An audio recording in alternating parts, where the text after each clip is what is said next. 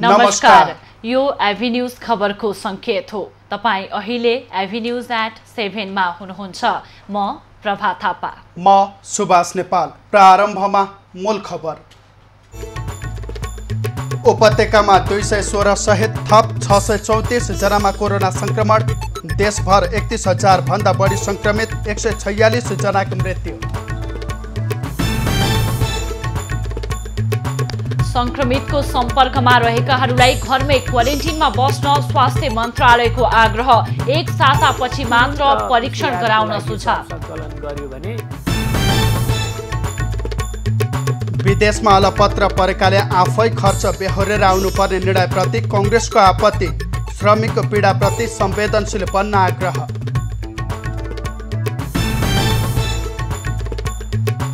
नेकपाको विवाद समाधान कार्यदलले ओली र दाहाललाई बुझायो प्रतिवेदन। अध्यक्षद्वयले छलफल गरेपछि सचिवालयमा पेश गरिने। सङ्खुवा सभाका पहिरो प्रभावित 138 घर परिवारको अझै भएन व्यवस्थापन। स्थायी पुनर्वासको व्यवस्था गर्न पीडितको माग गरिदिनुपर्छ भन्ने मेरो माग हो। मिथिलाञ्चल क्षेत्रमा आज चौथ चन्द्र मनाइँदै गणेश र चन्द्रमाको पूजा अर्चना।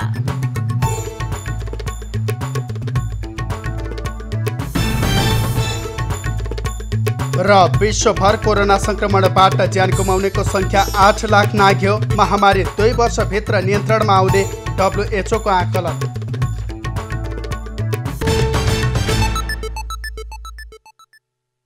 प्रभा, नेपालमा संक्रमितको संख्या बढिरहेको अवस्था छ र पछिल्लो 24 घण्टाको कुरा गर्ने हो भने काठमाडौँ उपत्यकामा 216 सहित 24 घण्टामा 634 जनामा संक्रमण पुष्टि भएको छ। यो सँगै नेपालमा 31,000 भन्दा बढी संक्रमित भएका छन् भने थप सजगता अपनाउनु पर्ने देखिएको छ। पक्कै पनि सुभाष, यहाँले भने चाहिँ थप सजगता अपनाउनु पर्ने देखिएको छ र त्यसको साथसाथै जो संक्रमितको सम्पर्कमा आएकाहरू छन् उनीहरूले चाहिँ घरमै क्वारेन्टिनमा बस्न पर्ने र त्यसै गरी एक सातापछि मात्रै परीक्षण गराउन पनि स्वास्थ्य मन्त्रालयले आज आग्रह गरेको छ। त्यसै गरी जुन संक्रमितहरूको सम्पर्कमा आएकाहरूले अझ छिटो गरिदिनको लागि स्वास्थ्य मन्त्रालय मार्फत PCR गराउन दबाब दिने गरेकाले घरमै क्वारेन्टिनमा सुरक्षित रूपमा बस्ने, त्यसै गरी एक सातापछि मात्र परीक्षण गर्न आउनका लागि आग्रह गरिएको हो। अब खबरको सिलसिला प्रारम्भ गरौँ कोरोना संक्रमण सम्बन्धी प्रसङ्गबाट। नेपालमा कोरोना भाइरस संक्रमित हुनेको संख्या 31,000 नागेको छ। पछिल्लो 24 घण्टामा 634 संक्रमित थपिएसँगै संक्रमितको संख्या 31,117 पुगेको हो। देशभरका प्रयोगशालामा एकै दिन 12,519 को PCR परीक्षण गर्दा संक्रमितको संख्या बढेको स्वास्थ्य मन्त्रालयले जनाएको छ। काठमाडौँ उपत्यकामा 216 जना संक्रमित थपिएका छन्। तीमध्ये काठमाडौँमा 160, भक्तपुरमा 50 र ललितपुरमा 6 जना रहेका छन्। त्यस्तै सुनसरीमा 31, मोरङमा 52, छापामा 17, पर्सामा 69 र सिराहामा 35 संक्रमित थपिएका छन्। कास्कीमा 16, बाँकेमा 28, रूपन्देहीमा 23 र कैलालीमा 14 जनामा संक्रमण पुष्टि भएको छ। 24 घण्टामा थप 126 कोरोना संक्रमण मुक्त भएका छन्। यो सँगै कोरोना संक्रमण जितेर घर फर्कनेको संख्या 18,350 जना पुगेको छ। अहिले देशभर 12,621 जना संक्रमित आइसोलेसनमा रहेका छन्। तीमध्ये 8,705 जना संस्थागत आइसोलेसन र 3,916 जना होम आइसोलेसनमा छन्। संक्रमित मध्ये 12 जना सघन उपचार कक्षमा रहेका छन्। मोरङ, पर्सा, रौतहट, मोहत्तरी, सर्लाही र काठमाडौँमा सक्रिय संक्रमितको संख्या 500 भन्दा बढी छ। म्याग्दी, मुस्ताङ र हुम्लामा सक्रिय संक्रमितको संख्या 0 छ। देशभरि क्वारेन्टिनमा 11,658 जना रहेका छन्। कोरोना भाइरस संक्रमण पत्ता लगाउनका लागि हालसम्म 5,92,418 PCR नमुना परीक्षण गरिएको छ। पछिल्लो 24 घण्टामा 6 वर्षीय बालिका सहित 9 जनाको मृत्यु भएको छ। मृत्यु हुनेमा सुनसरीका 6 वर्षीय बालिका, 68 वर्षीय पुरुष, पर्साका 68, 58 र 48 वर्षीय पुरुष, बाराका 58 वर्षीय पुरुष रहेका छन्। त्यस्तै सिराहाका 68 वर्षीय पुरुष, मकवानपुरका 56 वर्षीय पुरुष र भक्तपुरका 73 वर्षीय पुरुषको पनि कोरोनाका कारण ज्यान गएको छ। यो सँगै नेपालमा कोरोना संक्रमणबाट मृत्यु हुनेको संख्या 146 पुगेको छ। सरकारले कोरोना भाइरस संक्रमण दिनहुँ बढिरहेकाले स्वास्थ्य परीक्षण गर्न हतार नगर्न सुझाव दिएको छ। नियमित पत्रकार सम्मेलनमा स्वास्थ्य मन्त्रालयका प्रवक्ता डाक्टर जागेश्वर गौतमले आफ्नो सम्पर्कमा रहेका व्यक्तिलाई कोरोना पोजिटिभ देखिनासाथ आत्तिएर परीक्षण नगर्न सुझाव दिएका हुन्। संक्रमित व्यक्तिको सम्पर्कमा रहेका व्यक्तिले स्वास्थ्य परीक्षणका लागि 5 देखि 7 दिन पर्खनुपर्ने उनको भनाइ छ। सम्पर्क भएको अन्तिम बाट गणना गर्दा 5 देखि 7 दिन पुगेपछि मात्रै आरटीपीसीआर को लागि स्वाब सङ्कलन गराउनु हुन अनुरोध छ र तुरुन्त पीसीआर को लागि स्वाब सङ्कलन गर्यो भने यसमा फाल्स नेगेटिभ आउँछ। मन्त्रालयले संक्रमितसँग सम्पर्कमा रहनासाथ गरिएको स्वास्थ्य परीक्षणको रिपोर्ट नेगेटिभ आउन सक्ने भएकाले स्वास्थ्य परीक्षणका लागि 5 देखि 7 दिन पर्खनुपर्ने जनाएको हो। यस्तो अवधिमा अरूको सम्पर्कमा नरहने गरी होम क्वारेन्टिनमा बस्न पनि मन्त्रालयले आग्रह गरेको छ। राजधानी लगायत देशका प्रमुख शहरमा संक्रमण फैलदो क्रममा रहेकाले परीक्षणमा सावधानी अपनाउनु पर्ने देखिएको मन्त्रालयको भनाइ छ। परीक्षणमा ध्यान दिन सके पनि संक्रमण केही कम हुन सक्ने बताइएको छ। कोरोना भाइरसका लागि तोकिएका आइसोलेसन र आइसियु बेडमा बिरामी भर्ना गर्दा काठमाडौँ उपत्यकाका अस्पतालहरूले स्वास्थ्य मन्त्रालयको अनुमति लिनुपर्ने भएको छ। स्वास्थ्य मन्त्रालयले विज्ञप्ति प्रकाशित गर्दै बिरामी कोभिड अस्पतालमा भर्ना गर्नुअघि स्वास्थ्य आपतकालीन तथा विपद व्यवस्थापन इकाइको क्लिनिकल म्यानेजमेन्ट टिमबाट अनुमति लिनुपर्ने बताएको हो। विज्ञप्तिमा अस्पतालमा कोरोना भाइरस संक्रमणका लागि छुट्याइएका आइसोलेसन तथा सघन उपचार कक्षको सय्यामा बिरामी भर्ना गर्नुपर्दा सिफारिस र समन्वय आवश्यक हुने जनाएको हो। स्वास्थ्य मन्त्रालयले कोरोना भाइरस संक्रमितको उपचार हुने अस्पताल यसअघि नै तोकेको छ। नेपाली कांग्रेसले विदेशबाट आउने नेपालीले सबै खर्च आफै बेहोर्नुपर्ने भन्ने सरकारको निर्णय सर्वोच्च अदालतको आदेश विपरीत भएको जनाएको छ। आज एक विज्ञप्ति प्रकाशित गर्दै कांग्रेस प्रवक्ता विश्वप्रकाश शर्माले विदेशबाट नियमित र चार्टर्ड उडान मार्फत नेपालीलाई उद्धार गर्ने तर त्यसको खर्च हवाई टिकटसँगै वायु सेवा कम्पनीले लिन पाउने निर्णय गरेकोमा आपत्ति जनाएका हुन्। सरकारको निर्णय सर्वोच्च अदालतको आदेश विपरीत भएको पनि कांग्रेसको ठहर छ। सर्वोच्चले असार 1 गते अप्ठ्यारोमा परेको नेपाली नागरिकलाई सरकारी कोषबाटै उद्धार गर्न आदेश दिएको थियो। कांग्रेसले महँगो चार्टर फ्लाइटको टिकटदेखि अन्य सबै खर्च गरेर श्रमिकको पीडामाथि पीडा सरकारले थप्न सरकार लागि परेको आरोप लगाएको छ। त्यसैले उसले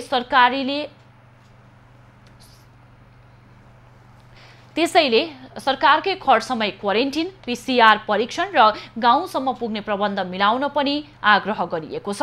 कांग्रेसले अनुकूल अवस्थामा देशमा रेमिटेन्स पठाएर अर्थतन्त्रलाई भर्ती गरिरहेका अन्नदातालाई प्रतिकूल बेलामा शत्रुको व्यवहार गरेको उल्लेख गरेको छ।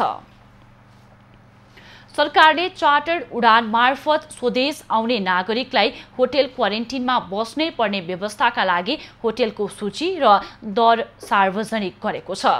काठमाडौँ जिल्ला संकट व्यवस्थापन केन्द्र डीसीसीएमसीले विमानस्थल हुँदै नेपाल प्रवेश गर्ने नागरिकलाई स्वेच्छाले होटेल क्वारेन्टिनमा राख्ने निर्णय गरेपछि जिल्ला प्रशासन कार्यालय काठमाडौँले होटेलहरूको सूची सार्वजनिक गरेको हो।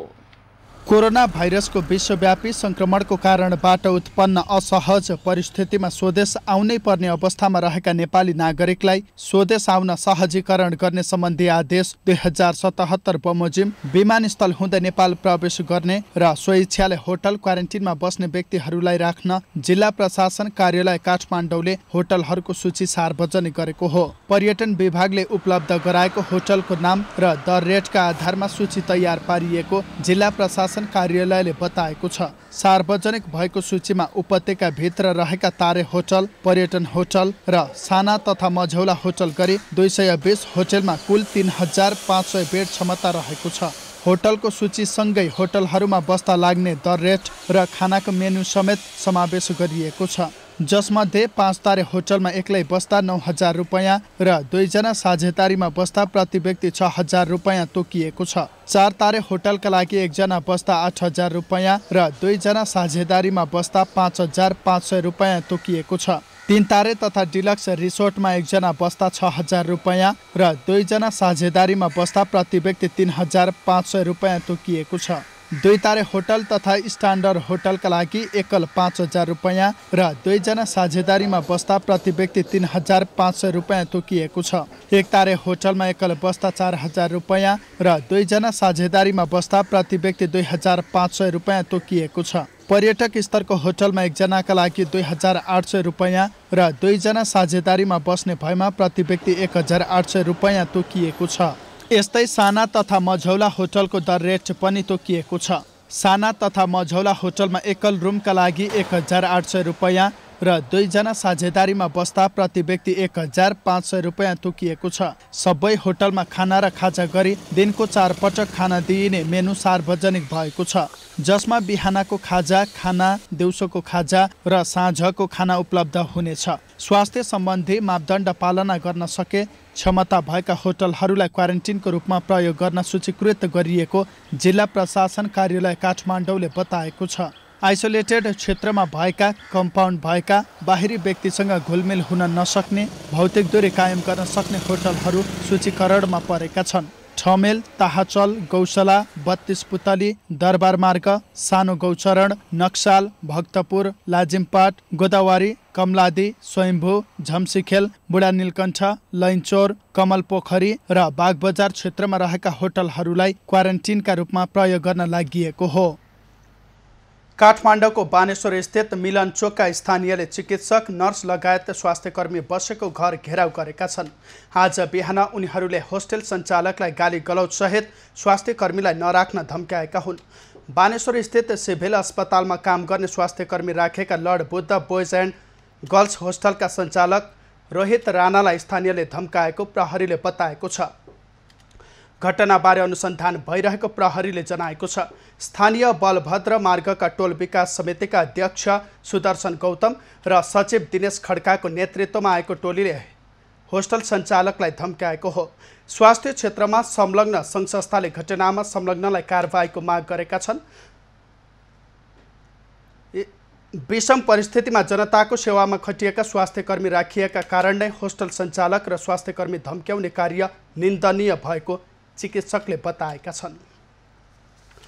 लामो समयपछि नाफामा गएको नेपाल विद्युत प्राधिकरणलाई विद्युत माफियाहरू पुरानै अवस्थातिर धकेल्ने प्रयास गरिरहेका छन्। कार्यकारी निर्देशक कुलमान घिसिङलाई दोस्रो कार्यकाल दोहोर्याउन नदिन माफियाहरू राजनीतिक, न्यायिक तथा प्रशासनिक लबिङमै जुटेका छन्। दशकौं पछि नेपाल विद्युत प्राधिकरण पहिलो पटक 11 अर्ब भन्दा बढी नाफा कमाउन सफल भएको छ। तर सुधारिँदै गएको विद्युत प्राधिकरणलाई फेरि पुरानै बाटोमा फर्काउने चलखेल सुरु भएको छ। माफियाको चलखेलमा राजनीतिक, न्यायिकका साथै प्रशासनिक निकायहरूले पनि साथ दिएको देखिन थालेको छ। विशेष गरी डेडिकेटेड र ट्रङ्क लाइन महसुल सम्बन्धी विवादमा अख्तियार दुरुपयोग अनुसन्धानले देखाएको चासो शङ्कास्पद देखिएको छ। विद्युत प्राधिकरण र व्यवसायीहरूको यो विवादलाई धेरै हदसम्म अदालतले सुल्झाइसकेको छ भने बाँकी रहेका समस्या समाधानका लागि सरकारले समिति गठन गरिसकेको छ। तर केही पहुँचवाला व्यवसायी र विद्युत माफियाहरूले महसुल नतिर्न भन्दै राजनीतिक, न्यायिक तथा प्रशासनिक लबिङमा छन्। यता प्राधिकरण भने हाल डेडिकेटेड र ट्रङ्क लाइन खारेज भइसकेको भए पनि जसरी पनि बक्यौता रकम उठाउने अडानमा छ। प्राधिकरणको यही अडानका कारण व्यवसायी र विद्युत माफियाहरूले कार्यकारी निर्देशक कुलमान घिसिङलाई दोस्रो कार्यकालमा दोहोर्याउन नदिन अभियान नै चलाएका छन्। महसुल नतिर्ने स्वार्थ सरकार र अदालतबाट पूरा नभएपछि व्यवसायीले अख्तियार गुहारेको पाइएको छ। अख्तियारले पनि व्यवसायको स्वार्थ पूरा हुने गरी काम गर्न प्राधिकरणलाई घुमाउरो भाषामा सुझाव दिएको छ। अख्तियारले औद्योगिक क्षेत्रमा लोड सेडिङ अन्त्य हुनु अघिको समयमा विद्युत आपूर्ति लिएका उद्योगहरूको उपभोग परिमाण यकिन गरी सोको आधारमा निर्धारित महसुल असुल उपर गर्न उपयुक्त हुने सुझाव दिएको छ। टाइम अफ द डे टिडिओ मिटरको डाटा डाउनलोडको अध्ययन प्रतिवेदन एवं सोको विश्लेषणलाई मुख्य आधार बनाउन सकिने भन्ने सुझाव अख्तियारले दिएको छ। बक्यौतबारे अख्तियारले सुझाव मात्र दिएको भए पनि यसभित्रको नियति भने शङ्कास्पद रहेको छ।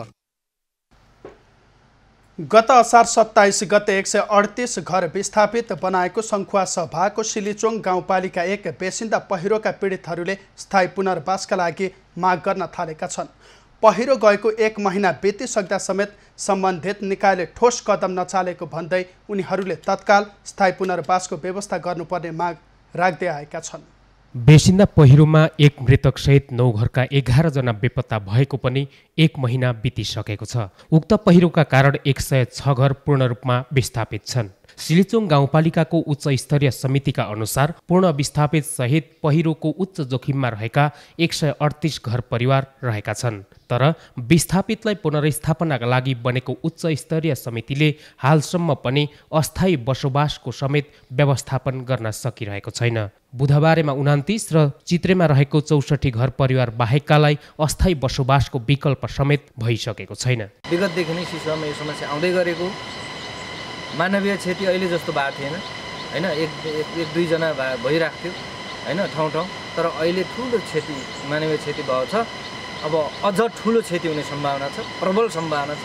यता पीडितहरू भने स्थायी पुनर्वासको माग गरिरहेका छन्। अस्थायी तहहरूमा तत्कालका लागि व्यवस्थापन गरिए पनि पीडितहरूका लागि दिगो समस्या समाधान नहुने उनीहरूको भनाइ छ। उच्च स्तरीय समिति लगायत विभिन्न निकायले स्थायी पुनर्वासका लागि चित्रे उपयुक्त हुन सक्ने भन्दै आएका छन्। सकभर हामीलाई चाहिँ भए अलिकति यतै तलतिर नै हामीलाई चाहिँ अलिकति अब बसोबास चाहिँ भइदिए हामीलाई एकदमै हाम्रो अनुरोध छ। पीडितहरूलाई अस्थायी टेन्टमा राखेर चामल, दाल, नुन, तेल दिएर मात्र सधैँका लागि नहुने भन्दै सरकारका विभिन्न तहहरूले स्थायी बसोबासका लागि अघि बढ्न उनीहरूले सुझाव समेत दिएका छन्। अब तत्कालको लागि अस्थायी पुनर्वासमा बसिराखेका छौँ। स्थायी पुनर्वासको लागि अब गाउँपालिकादेखि लिएर अब केन्द्र प्रदेश सरकारले अब तत्काल स्थायी पुनर्वास गरिदिनुपर्छ भन्ने मेरो माग हो। तर पहिरो पीडितका लागि भनेर पालिकाले स्थानीय सरकार, प्रदेश सरकार र सङ्घीय सरकारको पहलमा स्थायी पुनर्वासका लागि काम अघि बढिसकेको जनाएको छ। स्थानीय सरकार सिलिचोङ गाउँपालिका, त्यसपछि प्रदेश सरकार र सङ्घीय सरकारको चाहिँ समन्वयमा साझेदारीमा चाहिँ हामीले स्थायी बसोबासको लागि चाहिँ हामीले जग्गा व्यवस्थापन गरेर यसमा विभिन्न सङ्घ संस्थाको चाहिँ समन्वयमा चाहिँ अब घर टहरा निर्माण गरेर चाहिँ हामीले जनताहरूलाई स्थायी बसोबासको लागि गाउँपालिकाले पहल र प्रक्रिया बढाएर अगाडि बढाइसकेको कुरा छ। प्राकृतिक विपत्तिका हिसाबले सिलिचोङ गाउँपालिकालाई हेर्दा विक्रम सम्वत 1992 र 2022 सालको सिङ्गो गाउँ नै पहिरोमा बगेको माङतेवा पहिरो, 2066 साल साउन 2 गते 14 जना बेपत्ता सहित 62 घर परिवार विस्थापित भएका सिकिदिम पहिरो लगायत वर्षेनी 2-4 परिवार विस्थापित भइरहेका छन्। तर उनीहरूलाई दिगो व्यवस्थापनको लागि भने हालसम्म कुनै पनि प्रयासहरू अघि बढेको नदेखिँदा बेसिन्दा पहिरोका विस्थापितहरू पनि स्थायी पुनर्वास हुनेमा छ। एभिन्यूज टेलिभिजनका लागि मेघराज तामाङ, सङ्खुवा सभा। कैलालीको बर्दगोरिया गाउँपालिकाको वडा नम्बर 1 र 3 जोड्ने कुइरा नदीमा पुल निर्माण नहुँदा स्थानीयवासी मारमा परेका छन्। पुल नबन्दा वर्षाको समयमा औषधि उपचार गर्न जानका लागि समेत समस्या हुने गरेको हो।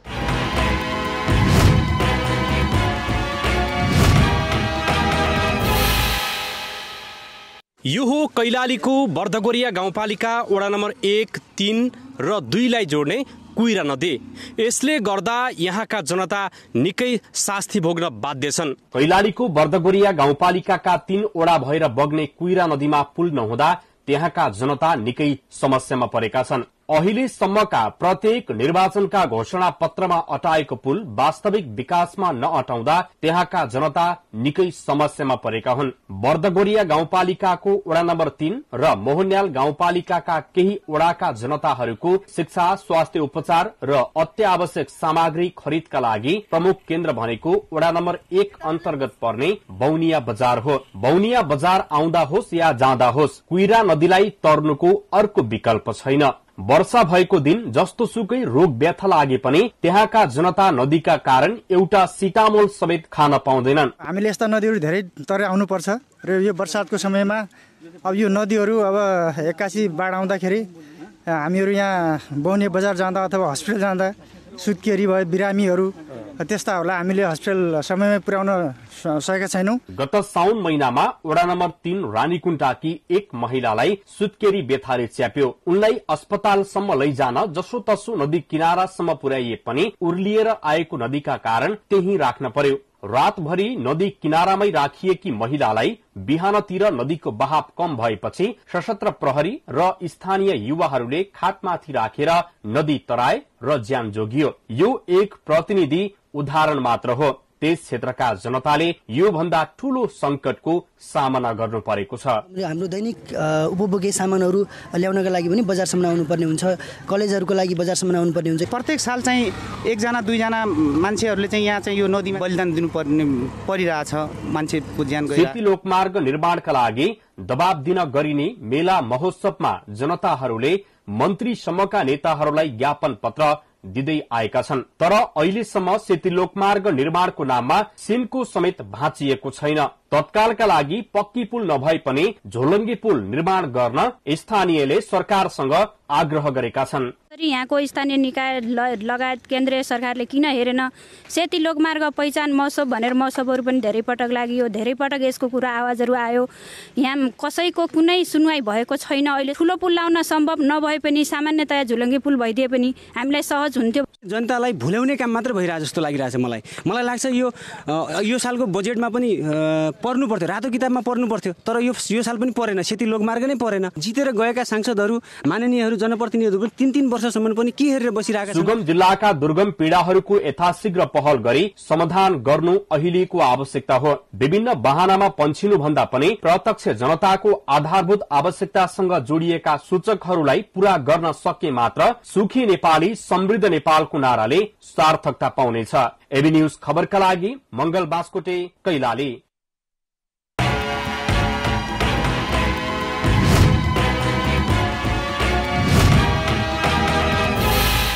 प्रभा, नेकपाको विवाद समाधानका लागि केही दिन अघि नेकपाले कार्यदल गठन गरेको थियो र उक्त कार्यदलले 5 दिन लगाएर तयार पारेको प्रतिवेदन आज अध्यक्षद्वयलाई बुझाएको छ। हो सुभाष, उक्त प्रतिवेदन कार्यदलले सर्वसम्मत रूपमा तयार गरेको र अध्यक्षद्वयले उक्त प्रतिवेदनमाथि छलफल गरिसकेपछि मात्र सचिवालयमा पेश गरिने बताइएको छ। अब यसै सम्बन्धी थप खबर। सत्तारूढ नेकपाको विवाद समाधानका लागि गठन भएको कार्यदलले प्रतिवेदन बुझाएको छ। कार्यदलले आज बालुवाटारमा प्रधानमन्त्री एवं पार्टी अध्यक्ष केपी ओली र अर्का अध्यक्ष पुष्पकमल दाहाललाई संयुक्त रूपमा प्रतिवेदन बुझाएको हो। कार्यदलले 5 दिन लगाएर प्रस्ताव तयारी गरी अध्यक्षद्वयलाई बुझाएको हो। कार्यदलले सर्वसम्मत रूपमा प्रतिवेदन तयार गरेको बताइएको छ। पार्टीको नीति र सहमति अनुसार अघि बढेमा प्रधानमन्त्रीले तत्काल दुवै पदबाट राजीनामा दिनु नपर्ने विषय प्रतिवेदनमा समेटिएको बताइएको छ। प्रतिवेदनका आधारमा पार्टीभित्रको विवाद समाधान गरेर सचिवालय, स्थायी कमिटी, केन्द्रीय कमिटी हुँदै एकता महाधिवेशनमा जाने नेकपाको तयारी छ। कार्यदलले 2076 मङ्सिर 4 मा भएको सहमति अनुसार ओलीले पूर्ण रूपमा सरकार चलाउन प्रस्ताव गरेको छ। अध्यक्ष दाहालले पार्टीको पूर्ण अधिकार लिने मन्त्री परिषद र मुख्यमन्त्री हेरफेर गर्ने पनि नेकपाको तयारी छ। प्रतिवेदनमा ओलीले यसअघि जस्तै एकलौटी निर्णय लिन नपाउने, पार्टी एकताको काम टुङ्गोमा पुर्याएर महाधिवेशनको तयारीमा जाने, राजनीतिक नियुक्तिमा पार्टीसँग सहमति हुनुपर्ने, जारी स्थायी कमिटीको बैठक राखेर सरकार र पार्टीको समीक्षा गर्नुपर्ने लगायत विषय समेत प्रतिवेदनमा समेटिएका छन्। दुई अध्यक्षले प्रतिवेदन अध्ययन गरेपछि सचिवालय बैठकमा पेश गर्ने पूर्व सहमति छ। पार्टीभित्र प्रधानमन्त्री केपी ओलीको राजीनामा माग भएपछि सहमति खोज्न नेकपाले 8 दिन अघि महासचिव विष्णु पौडेलको संयोजकत्वमा कार्यदल गठन गरेको थियो। कार्यदलमा स्थायी कमिटी सदस्यहरू सुरेन्द्र पाण्डे, भीम रावल, पम्फा भूषाल, जनार्दन शर्मा र शङ्कर पोखरेल सदस्य थिए। साउन 13 गते बोलाइएको स्थायी कमिटी बैठकबारे दुई अध्यक्षले छुट्टा छुट्टै निर्णय लिएपछि नेकपाको विवाद उत्कर्षमा पुगेको थियो। प्रदेश 2 सरकारले धनुषामा सञ्चालन गरेको आइसोलेसन सेन्टरमा चिकित्सकको काम स्विपरले गर्ने गरेको भिडियो सार्वजनिक भएको छ। धनुषाको गङ्गुलीको आइसोलेसनबाट सार्वजनिक भएको भिडियो अहिले सामाजिक सञ्जालमा भाइरल भएको छ। आइसोलेसनमा बिरामीको रूपमा पुगेका पत्रकार राकेश शाहले सो भिडियो सार्वजनिक गरेका हुन्। नाम नबताए पनि स्विपरको जिम्मेवारीमा रहेको बताउने पिपी लगाएका व्यक्तिले थर्मल गनसहित बिरामीहरूको उपचारको काम गरिरहेको भिडियोमा देखिन्छ। उनले आफू चिकित्सक नभएको तर चिकित्सकले आफूलाई सो काममा खटाएको पनि उल्लेख गरेका छन्। आइसोलेसनमा रहेका धनुषा ललियाका एकजना वृद्धको अवस्था बुझ्न आफूलाई चिकित्सकले खटाएको पनि उनले भिडियोमा भनेका छन्। भिडियोले आइसोलेसनमा बिरामीको बेवास्ता हुने गरेको विषयलाई उजागर गरेको छ। स्वास्थ्य सम्बन्धी जानकारी नै नहुने स्विपरलाई संक्रमितको हेरचाहमा खटाएर लापरवाही भएको भन्दै भिडियो सार्वजनिक भएपछि सामाजिक सञ्जालमा चर्को विरोध समेत भएको छ। यसैबीच प्रदेश 2 सरकारले धनुषाको नगराइन नगरपालिकाको गङ्गुलीमा सञ्चालन गरेको आइसोलेसन अस्पतालमा स्विपरले चिकित्सकको काम गरेको फुटेज सार्वजनिक भएपछि आइसोलेसन सेन्टरका कर्मचारीलाई कारबाही गर्ने सम्बन्धित मन्त्रालयलाई निर्णय गरेको छ। सामाजिक विकास मन्त्री नवल किशोर शाहले आइसोलेसनका इन्चार्ज डाक्टर जमुन सिंहलाई घटनाबारे 24 घण्टे स्पष्टीकरण सोधेका छन्। उनले ड्युटीमा रहेका स्वास्थ्य कर्मीलाई कारबाही गर्न निर्देशन समेत दिएका छन्। स्विपरले पिपिई लगाई थर्मल गनले वार्डमा जाँच्न पुगेका थिए। कोरोना भाइरसको संक्रमण तीव्र गतिमा फैलिएपछि नियन्त्रणको प्रयास स्वरूप काठमाडौँ उपत्यकामा 1 हप्ताका लागि निषेधाज्ञा लागू भएपछि जनजीवन पूर्ण रूपमा प्रभावित भएको छ। निषेधाज्ञाका कारण अत्यावश्यक बाहेकका सेवाहरू बन्द गरिएका छन्। सवारी साधनको सञ्चालन रोकिएको छ भने सर्वसाधारणको हिँडडुलमा समेत प्रतिबन्ध लगाइएको छ। त्यस्तै निषेधाज्ञाको तेस्रो दिन शनिबार सरकारी तथा अन्य कार्यालय बन्द भएका कारण पनि उपत्यका सुनसान देखिएको छ। बिहानको केही घण्टा भने अत्यावश्यक दैनिक उपभोग्य सामानको बिक्री तथा खरिदका लागि खुला गरिएको छ। कोरोना संक्रमितको संख्या बढ्दै गएपछि बुधबार मध्यरातिदेखि काठमाडौँ उपत्यकामा निषेधाज्ञा लागू गरिएको हो। काठमाडौँ उपत्यकामा निषेधाज्ञा जारी हुनुभन्दा अगाडि विभिन्न सामग्री लोड भएर आएका मालवाहक ट्रकहरूलाई उपत्यका प्रवेश दिएको छ। काठमाडौँ र धादिङको सिमानामा अलपत्र परेका मालवाहक ट्रकलाई छाड्न महानगरीय प्रहरी कार्यालय रानीपोखरीले निर्देशन दिएसँगै निर्माण सामग्री बोकेका मालवाहक ट्रकहरू नागढुङ्गाबाट काठमाडौँ प्रवेश गरेका हुन्। गत बुधबार रातिदेखि उपत्यकामा जारी निषेधाज्ञाका कारण काठमाडौँ सिमानादेखि पृथ्वी राजमार्गमा ट्रकको लाइन लागेको थियो। सरकारले खाद्यान्न, तरकारी, दूध र एम्बुलेन्स बाहेकलाई अत्यावश्यक ढुवानी नमानेपछि अन्य सामान बोकेका साधन उपत्यका प्रवेश गर्न पाएका थिएनन्। उपत्यकामा भदौ 10 गतेसम्म कडा निषेधाज्ञा लगाइएको छ। नौबिसे नागढुङ्गा अन्तर्गत त्रिभुवन राजपथमा 400 भन्दा बढी ट्रक, लरी र कन्टेनर पार्किङ गरेर बसेका थिए। अत्यावश्यक वस्तु बाहेक निर्माण सामग्री, लत्ता कपडा, सिमेन्ट, मार्बल, पाइप लगायतका ढुवानीका सवारीलाई रोकिएपछि अलपत्र परेका थिए। राजधानी प्रवेश नपाउँदा खान, बस्न लगायत दैनिक जीवनयापनमा कठिनाई हुन थालेपछि प्रवेशका लागि वातावरण निर्माण गरिएको प्रहरीले जनाएको छ। आज भाद्र शुक्ल चौथी अर्थात् गणेश चौथी। भगवान गणेशको जन्म भएको दिनको सम्झनामा गणेशको पूजा आराधना गरी गणेश चौथी मनाइँदैछ। शनिबार गणेश चौथी पर्व। जुनसुकै शुभ कार्य गर्नु पूर्व गणेशलाई सम्झी पूजा आराधना गर्ने र शुभ कार्यको थालनीलाई श्री गणेश गर्नु भन्ने गरिन्छ। धार्मिक, सांस्कृतिक र ऐतिहासिक दृष्टिकोणले सम्पन्न हाम्रो मुलुकमा वर्षैभरि विभिन्न चाडपर्व मनाइने गरिन्छ। समय, मौसम र परिस्थिति अनुसार ती चाडपर्वले आफ्नै विशेषता र महत्त्व बोकेको पाइन्छ। यी विभिन्न चाडपर्वमध्ये हिन्दू धर्मावलम्बीले मनाउने गणेश चौथी पनि एक महत्त्वपूर्ण पर्व हो। गणेश चौथी भनेर गणेशको जन्म भएको दिनलाई बुझिन्छ।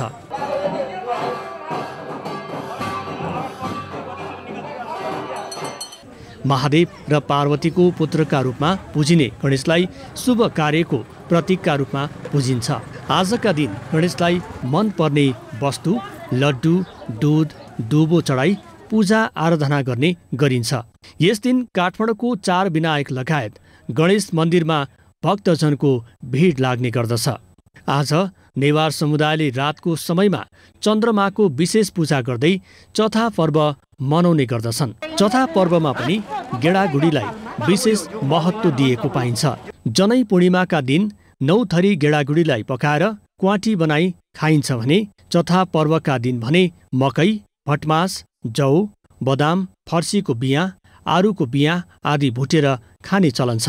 चौथा पर्वका दिन चन्द्रमालाई कमलको पातमा कमलको फूल तथा स्वा एक प्रकारको विशेष फूल बोट सहितको अदुवा, उखुको बोटका साथै गेडागुडी लगायत नयाँ फलफुलहरू राखी पूजाआजा गरिन्छ।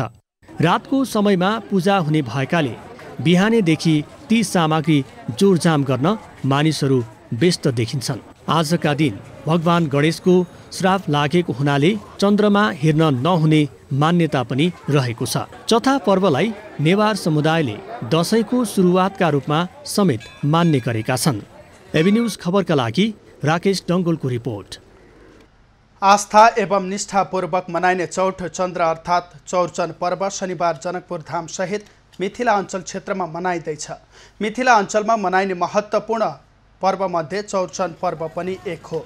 भदौ शुक्ल चतुर्थीको दिन फलफुल लिएर चन्द्रमाको पूजा गर्दा विभिन्न प्रकारका कलङ्कबाट मुक्ति पाइने जनविश्वास रहेको छ। चौरचन्द्र पर्वका दिन व्रतालु निराहार व्रत बसी साँझको समयमा भगवान गणेश र चन्द्रमालाई खीर, पुरी, फलफुल प्रसादको रूपमा अर्पण गरिन्छ। पर्वकै अवसरमा आँगनमा पूजा हुने भएकाले चामलको पिठोको कलात्मक अरिपन बनाई त्यसमाथि पूजाका सामग्री राखेर धार्मिक विधिपूर्वक पूजापाठ गरिन्छ। यस क्रममा नयाँ माटोको भाँडोको दही, केरा, मिठाई, फलफुलका साथै विभिन्न प्रकारका पकवान राखेर विभिन्न देवी देवतालाई चढाइने परम्परा छ। पर्वका लागि चाहिने सामग्री किन्न सर्वसाधारणहरूको बजारमा भिड देखिएको थियो। चौठ चन्द्र पर्व जनकपुर धाम सहित धनुषा, महोत्तरी, सिराहा, सर्लाही, सप्तरी, बारा, पर्सा लगायत भारतका केही राज्यहरूमा समेत मनाइन्छ। हिन्दू धर्मावलम्बी समुदायका व्यक्तिहरूले यस पर्वलाई विशेष महत्त्वका साथ मनाउने गर्दछन्।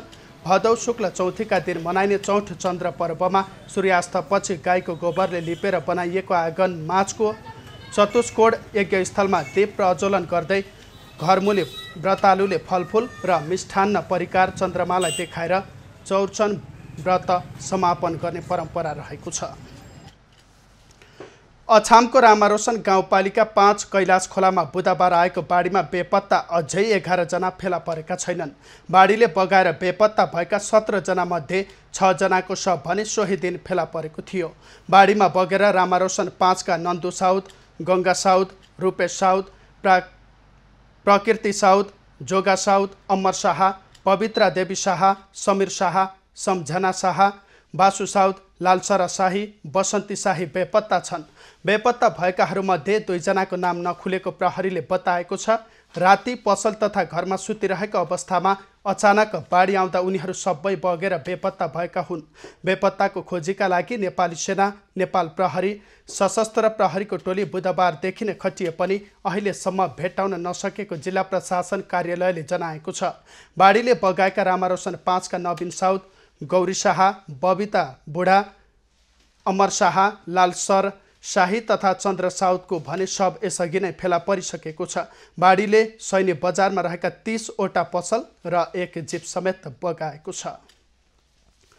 बागलुङमा कोरोना भाइरस संक्रमण समुदाय स्तरमा फैलने क्रम बढेर गएको छ। विदामा आएका सेनामा संक्रमण पुष्टि भएपछि समुदाय तहमै संक्रमण रहेको देखिएको जिल्ला स्वास्थ्य कार्यालयले जनाएको छ। यसअघि बागलुङमा स्वास्थ्यकर्मी र जनप्रतिनिधिमा पनि संक्रमण पुष्टि भएको छ। लक्षणसहित बिरामी बढ्नुका साथै समुदाय स्तरमा संक्रमण बढेपछि चुनौती थपिएको धौलागिरी अस्पतालले जनाएको छ। अन्य अस्पतालमा जस्तै बागलुङमा पनि हाम्रो हस्पिटलमा त्यस्तो सिम्प्टोमेटिक केसहरूले अस्पतालको जुन आइसोलेसन वार्ड भरिरहेको अवस्था छ। र त्यसका लागि अबको चुनौती चाहिँ सिम्प्टोमेटिक केसलाई कसरी उपचार गर्ने भन्ने हो। समुदायमा कोरोना फैलिन थालेपछि बागलुङ नगरपालिकामा निषेधाज्ञा जारी गरिएको छ। निषेधाज्ञाको पूर्ण पालना नभएपछि सदरमुकाममा नेपाल प्रहरी र सशस्त्र प्रहरी परिचालन गरिएको छ। अहिले पनि कायम छ। 9 ठाउँबाट चाहिँ नियन्त्रण गर्ने, आवतजावतलाई रोक्ने र मान्छेको भिडभाड नियन्त्रण गर्ने, मोटरसाइकल लगायत कुनै हाल्यो भने त्यसलाई पनि नियन्त्रण गर्ने भन्ने हिसाबले हामीले आजबाट नै यो सुरुवात पनि गरेका छौँ र यसलाई निरन्तरता दिँदै झन् हामी यसमा चाहिँ अझ बढी कडा रूपमा चाहिँ निषेधाज्ञा पालनामा चाहिँ लाग्छ। पहिलो पटक बागलुङमा कतार एयरवेजबाट फर्केका 2 जनामा संक्रमण देखिएको थियो। बागलुङमा हालसम्म 281 जनामा कोरोना संक्रमण भएकोमा 260 जना निको भएर घर फर्केका छन् भने 20 जनाको आइसोलेसनमा उपचार भइरहेको छ। राष्ट्रिय पुनर्निर्माण प्राधिकरणले गत 5 वर्षमा भए गरेका काम र अनुभवहरू आदान प्रदान गर्न भर्चुअल माध्यमबाट राष्ट्रिय परिसंवाद कार्यक्रम गर्ने भएको छ। भूकम्प पछिको 5 वर्षमा पुनर्निर्माण र पुनर्स्थापनामा प्राप्त गरेका अनुभव, सफल अभ्यास एवं सिकाइहरू आदान प्रदान गर्नेछ। भूकम्प पछिको पुनर्निर्माण र पुनर्स्थापनामा नेपालले प्राप्त गरेको ज्ञान, सिकाइ र अनुभवहरू अन्तर्राष्ट्रिय समुदायलाई जानकारी गराउने तथा अभिलेखीकरण गर्ने उद्देश्यले कार्यक्रम गर्न लागि प्राधिकरणका कार्यकारी समिति सदस्य डाक्टर चन्द्रबहादुर श्रेष्ठले बताए। गत 5 वर्षको चाहिँ अनुभवहरू के भयो, त्यो अनुभवहरू, यसका सिकाइहरू हामीले चाहिँ अन्तर्राष्ट्रिय समुदायको सामु र नेपालको पनि भविष्यको लागि हामीले रेकर्ड गर्ने क्रममा छौँ। प्राधिकरणले आगामी नोभेम्बरमा काठमाडौँमा अन्तर्राष्ट्रिय सम्मेलन समेत गर्ने तयारी थालेको छ। अब पालो एभिन्यूज एट स्पोर्ट्सको।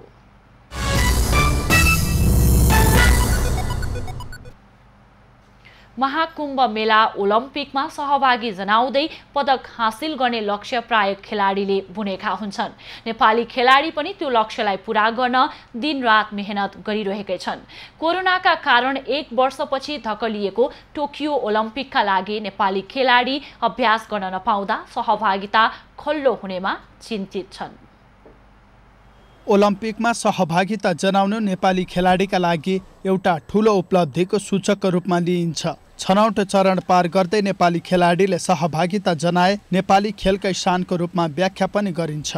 त्यसो त अहिलेसम्म छनौट पार गरी ओलम्पिकमा तेक्वान्दोका सङ्गीना वैद्य र दीपक विष्टले मात्र राष्ट्रको प्रतिनिधित्व गरेका छन्। उनीहरूको अब्बल मेहनत र लगावले ओलम्पिक बाटो खुलेको थियो। तर अहिले नेपाली खेलाडीको ओलम्पिक सहभागितालाई कोरोना तगारो बनेको छ। अभ्यासमा जुट्न नपाउँदा नेपाली खेलाडीलाई ओलम्पिक सहभागिताको खुड्किलो छनौट चरण पार गर्न निकै कठिन छ। छनौटमा असफल भए पनि छनौट प्रतियोगितामा गरिएको प्रदर्शन र प्राप्त नतिजाका आधारमा ओलम्पिक सहभागिताको मौका दिने माध्यम वाइल्ड कार्ड मौकालाई सदुपयोग गर्न कहरका बीचमा पनि अभ्यास दिनुपर्ने खेलविज्ञको भनाइ छ। कतिपय राष्ट्रहरू जो चाहिँ खेलमा मेहनत गरिरहेछ, कति चाहिँ एकदम इन्टरनेसनल स्ट्यान्डर्डमा आफ्नो छवि देखाइसकेको राष्ट्रहरू छ, यी सबैले आफ्नो उत्कृष्ट लेभलका खेलाडीहरू र ओलम्पिक तयारीहरू सबैले गरि नै रहेका छन्।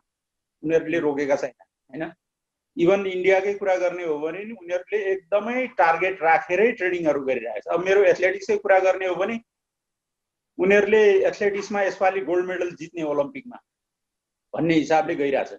वाइल्ड कार्ड अवसर सदुपयोग गर्न पनि खेलाडीलाई राम्रो प्रदर्शन र नतिजा आवश्यक पर्छ। त्यसका लागि पनि अभ्यास र प्रदर्शन निकै जरुरी हुन्छ। वाइल्ड कार्डबाट भए पनि ओलम्पिकमा सहभागिता जनाउने लक्ष्य लिएकी करातेकी अनुअधिकारी पनि तीव्र गतिमा फैलिएको कोरोनाले अभ्यास गर्न कठिनाइ भएको बताउँछिन्। नेपाल ओलम्पिक कमिटी अथवा राष्ट्रिय खेलकुद परिषदले चाहिँ खेलाडीहरूको लागि चाहिँ एउटा PCR टेस्ट गराएर हैन अनि हाम्रो खेल स्थलमै त्यहीँ ट्रेनिङ गर्ने त्यहीँ बस्ने त्यस्तो खाले चाहिँ एउटा वातावरण सिर्जना गरिदिनु भयो भने चाहिँ हामी ओलम्पिकको लागि जो खेलाडीहरू पढ्नु भएको छ भोलिको दिनमा चाहिँ हामी त्यहाँ ट्रेनिङ गरेपछि निखारेपछि त्यही जुन अन्तर्राष्ट्रिय स्तरको खेलाडीहरू छन् उनीहरूसँग हामी कम्पिटिसन गर्न चाहिँ हामी सक्षम हुन्छौँ। नेपाली खेलाडीलाई प्रत्यक्ष रूपमा नियाल्ने नेपाल ओलम्पिक कमिटीले सहभागी हुने खेलाडीका लागि अहिलेसम्म विकल्प कुनै बाटो दिएको छैन। नेपाल बाहेक दक्षिण एसियाका केही देशमा ओलम्पिकमा सहभागिता जनाउने खेलाडीलाई सरकारले नै निश्चित मापदण्ड बनाएर अभ्यासलाई तीव्रता दिइरहेको छ। तर ओलम्पिकमा सहभागी हुने खेलाडीको खेल निखार्नका लागि नेपाल ओलम्पिक कमिटीले कुनै चासो देखाएको छैन। सहज अवस्थाको पर्खाइमा रहेको छ ओलम्पिक कमिटी। कठिन अवस्थामा सम्बन्धित संस्थाले अभिभावकत्व गर्न नसक्दा ओलम्पिक कमिटीमाथि औचित्यको प्रश्न उठ्नु पनि स्वाभाविक हो। नेपालबाट 7 खेलका 12 खेलाडीको नाम वाइल्ड कार्डका लागि सिफारिस गरिएको छ। अब पालो एभिन्यूज एट मौसमको। एभिन्यूज एट मौसमको साथमा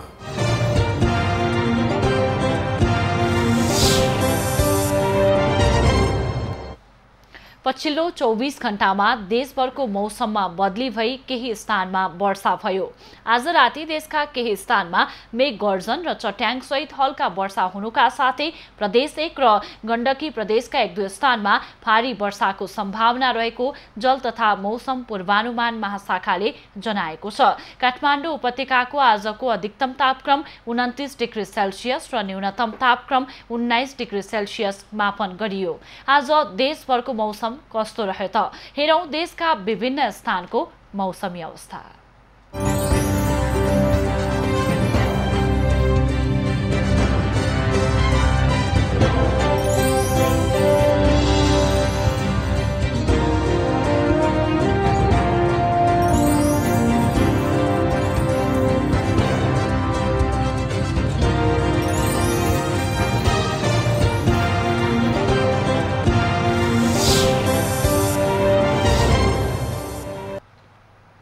अहिलेलाई खबरको क्रम यति नै। एभिन्यूज खबरका यी सहित अन्य विस्तृत खबरका लागि www.avenews.tv लगइन गर्न सक्नुहुनेछ। युट्युब, फेसबुक र ट्विटरमा पनि हामीलाई फलो गर्न सकिनेछ। खबर भित्रको खबरका लागि हेर्दै रहनुहोला एभिन्यूज खबर। नमस्कार।